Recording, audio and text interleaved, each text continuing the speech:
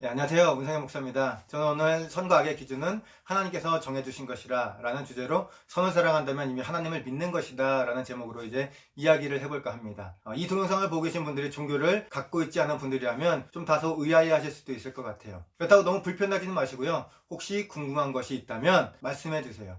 함께 협력하며 답을 찾아가는 것만큼 또 그 멋진 일이 어디 있겠습니까? 어찌 보면 어려울 수도 있지만 최대한 쉽게 이야기해 보도록 하겠습니다. 먼저 이 주제에 대해서 두 권의 책을 소개해 드릴게요. 우선 첫째로 팀켈러 목사님의 다윗에는 기독교입니다. 두 번째로는 팀켈러 목사님의 고통에 답하다입니다. 이 두 책은요 좀 두꺼워요. 그런데 이 주제에 관심이 있으신 분이라면 분명히 쉽게 읽어 내려갈 수 있을 겁니다. 제가 이야기하는 것들의 많은 부분은 이 두 책에서 이야기한 내용인데요. 이 말씀은 대부분 이 책에 담겨져 있습니다. 다만 이 책은 제가 이야기하는 것보다는 조금 어렵다는 거 염두에 두시고요. 하지만 어려운 만큼 배우는 것들은 더 많이 있을 겁니다. 지금까지도 많은 사상가들에게 영향을 주고 있는 러시아의 대문호 도스토옙스키는 이렇게 이야기했습니다. 신과 내세가 없다면 모든 일이든 가능하다. 사람이 못할 일은 없다. 이렇게 이야기를 했습니다. 이 말을 오해하고 계시는 분들이 많은데 이 말은 신, 즉 하나님이 없기 때문에 도덕적 행동이나 도덕적 감정을 느끼지 못한다는 말이 아닙니다. 오히려 하나님이 없다면 도덕적 의무가 없어지기 때문에 우리 인간은 무엇이든지 저지를 수 있다는 뜻이죠. 살다 보니 정말 그런 것 같습니다. 굳이 성악설이나 성선설이나 그런 이분법적인 말은 하지 않을게요. 다만 저는 모든 사람들에게 악한 본성이 있다고 믿어요. 신학적으로는 원죄라고 말할 수 있을 겁니다. 다른 신학서적들, 철학서적들, 다른 사람의 경우를 찾아보지 않아도 저의 경우만 해도 그렇습니다. 저는 예전부터 어머니가 목회자가 되어야 한다고 저를 가르쳤기 때문에 솔직해야 된다, 정의로워야 된다, 사랑해야 된다, 하나님의 말씀에 순종해야 된다라고 가르침을 받았습니다. 그리고 그 가르침을 살기 위해서 열심히 노력하기도 했죠. 나름대로 제 인생을 평가해보자면 그렇게 나쁘게 살아온 것 같지는 않아요. 그런데 솔직히 누군가가 저에게 당신은 선한 사람입니까? 라고 물어본다면 네, 저는 선한 사람입니다. 이렇게 이야기하지 못할 것 같아요.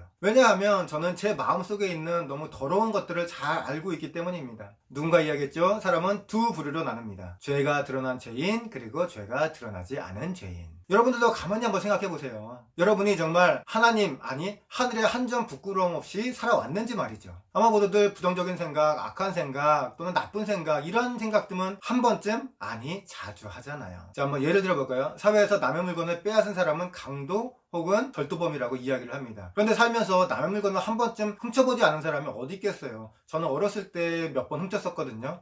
혹시 저만 그런 건 아니시겠죠? 그렇다면 우리 모두 절도범 아닌가요? 또한 사회에서는 거짓말을 하는 사람들을 두고 거짓말쟁이라고 이야기를 합니다. 그런데 살면서 거짓말 안 하는 사람이 어디 있어요? 그럼 우리가 거짓말쟁이 아니겠어요? 아니, 어떤 분들은 너무 극단적이라고 생각할 수도 있겠으나 아니요. 우리의 죄가 다른 사람들에 비해서 그저 드러나지 않았기 때문에 우리가 우리의 죄를 깨닫지 못하는 겁니다. 요즘 TV에 유명 연예인들과 관련된 사건들이 계속 터지는데 많은 유명인들이 처음에는 그렇게 떳떳하다가 거짓말을 한 것이 들통나고 나서는 자신의 쌓은 명성과 인기를 잃어버리는 경우 우리는 굉장히 많이 보았을 겁니다. 그렇게 당당하던 모습은 온데간데였고요. 이렇게 두 손 모으고 법정으로 들어가는 모습을 여러분들 미디어를 통해서 많이 보아왔었잖아요. 우리는 그저 드러나지 않은 죄, 시한폭탄을 안고 살아가는 사람들이라는 생각이 들어요. 제가 너무 불편하고 우울한 말만 했죠. 하지만 이제부터는 희망이 되는 말을 좀 해드릴까 합니다. 제가 나쁜 생각들, 부정적인 생각들, 이런 생각들이 들 때마다 저는 하나님을 생각합니다. 예수 그리스도를 생각합니다. 그리고 십자가를 생각합니다. 그런데 제가 참 미련한 것이요. 너무 부정적인 상황이 닥치면 처음 드는 생각은 부정적인 생각이에요. 그런데 약간의 시간이 지나고 하나님과 예수님과 십자가를 생각하면 금방 회복되더라고요.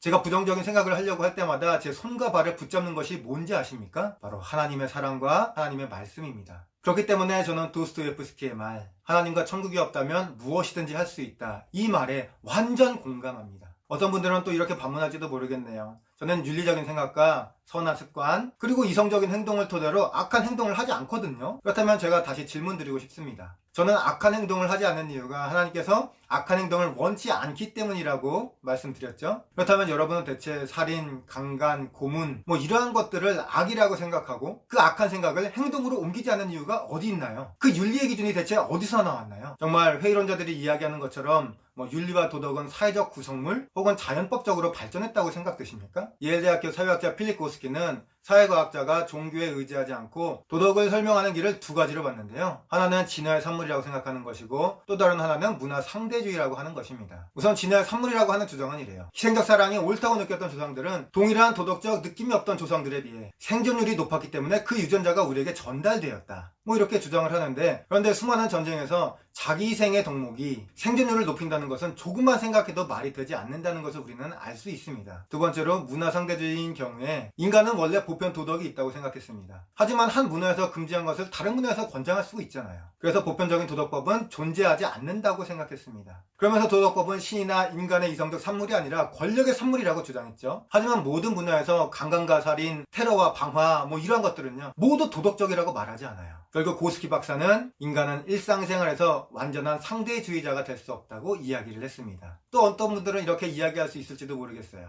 나무가 있으면 나무가 있다는 것을 아는 것처럼 절대적인 도덕, 즉 선과 악은 그것 자체로 알 수 있다고 말입니다. 그러면서 선과 악이 존재하는 것이 신의 존재를 증명한다는 것은 아니라고 이야기를 합니다. 하지만 우리가 나무를 볼 때 우리에게는 의무가 생겨나지 않습니다. 왜냐하면 의무감이란 어떤 사람들과의 관계 속에서 형성되는 것이기 때문에 그래요. 사람들과의 관계 속에서 선을 행하고 악을 행하지 말아야 한다는 마음이 든다면 우리는 의무감이라는 것을 갖게 됩니다. 의무란 언제나 관계를 기초로 하면서 사물과의 관계가 아니라 인격적인 관계를 통해서 생겨나게 되는 것이죠.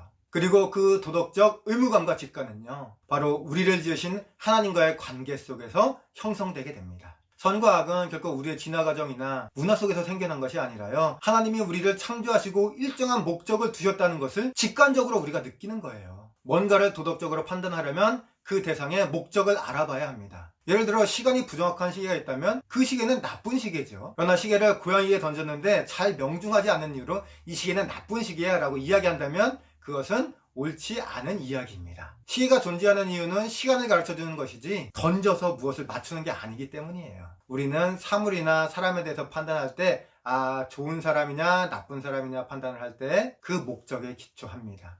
선과 악의 문제도 마찬가지예요. 선과 악은 인간의 목적을 알 때 판단할 수 있습니다. 우리가 왜 태어났고 무엇을 위해서 태어났는지 그 목적을 깨닫게 된다면 그때 선과 악을 분별할 수 있게 되죠. 만약에 인생은 무엇을 위해 존재하는가라는 질문에 우연히 태어난 존재라고 한다면 선과 악의 기준은 사라지게 됩니다. 그저 우리는 우연히 태어난 동물과 같아요. 그래서 자연법칙에 따라 적자생존, 약육강식에 따라 살아가면 그만입니다. 강한 사람이 약한 사람을 폭력적으로 대하고요. 착취해도 약한 사람의 권리를 모두 빼앗고 죽여도 극히 자연스러운 거예요. 이게 무시무시한 자연 법칙입니다. 그런데 우리가 어디 그래요? 여러분은 그렇게 살고 있습니까? 아니잖아요. 어려운 사람 있으면 도와주고 싶고 힘겨운 사람 있으면 함께 울어주고 싶고 사랑하는 사람이 있다면 그 사랑을 영원히 지켜주고 싶잖아요. 왜 여러분은 평등을 지지하고 타인의 인권을 존중하고 내가 좀 희생을 무릅쓰더라도 가난한 사람들, 어려운 사람들, 힘겨운 사람들을 도와주려고 하나요? 왜냐고요? 당연히 옳으니까요. 그렇죠? 옳으니까요. 그런데 그 옳다는 것은 누가 정해주나요? 저는 당연히 하나님께서 정해준 것이라고 믿습니다. 그리고 바로 이러한 삶이 하나님의 형상을 닮은 우리가 살아가야 하는 삶이고 우리 삶의 목적입니다. 하지만 여전히 어떤 분들은 절대적인 도덕이 우리 인류가 만든 사회적인 구성물이라고 생각할지도 모르겠어요. 사실 도덕과 윤리는 문화마다 조금씩 다르기는 하지만 그렇다고 해서 절대적인 도덕들, 살인, 방화, 고문, 어린아이를 괴롭히는 것 이러한 것들은 모든 문화마다 악하다고 이야기를 합니다. 결단코 절대적인 선은요 상대적이 될 수 없어요. 리디머 교회에 다니는 어느 공립학교의 교사가 학교에서 쓰는 인성교육 커리큘럼 때문에 너무 답답하다고 이야기했다고 해요. 내용상으로는 정의, 재물에 따른 이타심,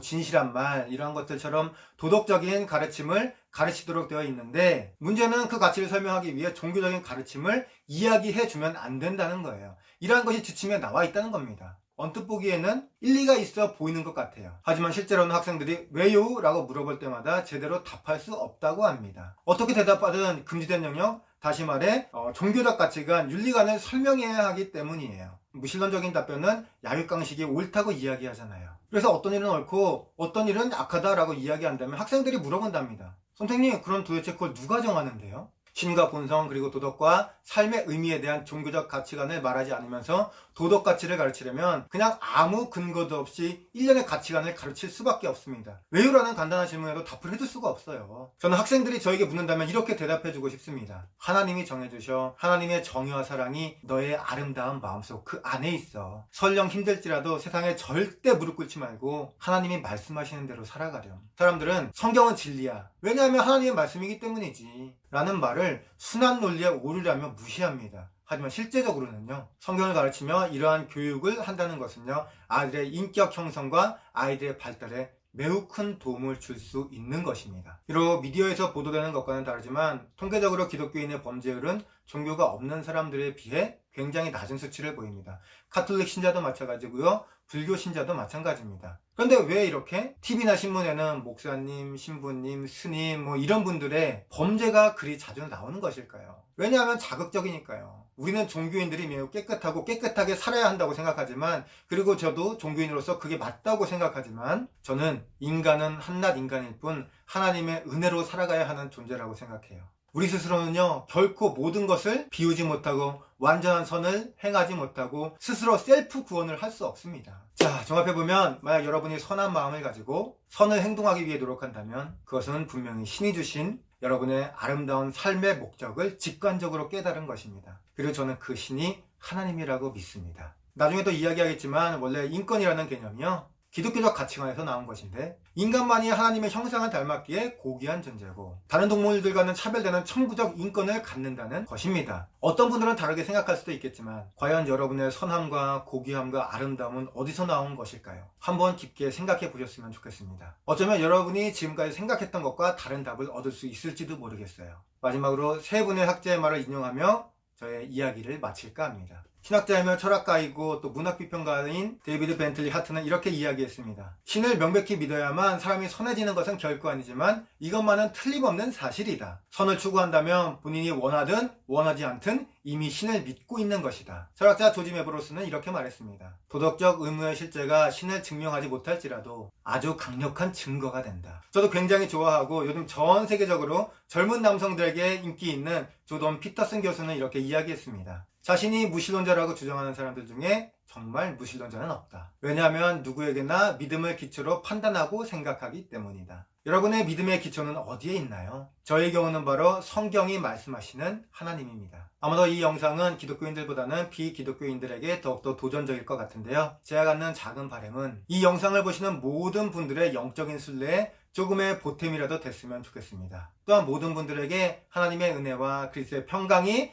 날마다 차고 넘치기를 주님의 이름으로 기도합니다. 영상이 좋으셨다면 좋아요와 구독 꼭 눌러주시고 또 SNS, 특히 카톡을 통해서도 공유해 주시면 너무 감사하겠습니다. 감사합니다.